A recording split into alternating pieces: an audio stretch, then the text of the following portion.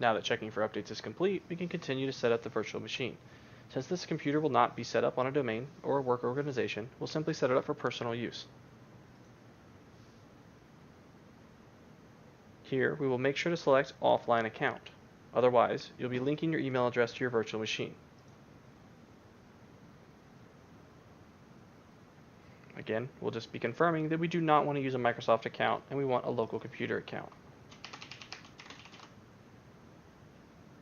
You can create any name you'd like for your virtual machine user. I'm going to use Radar User and create an easy password.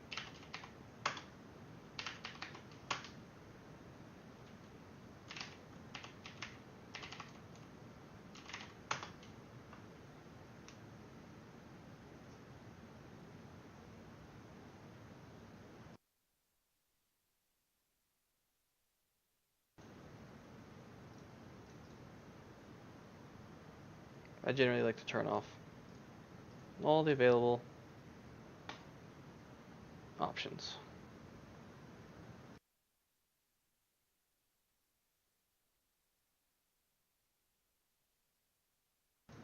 And that pretty much concludes setting up Windows 10 and your first Hyper-V virtual machine.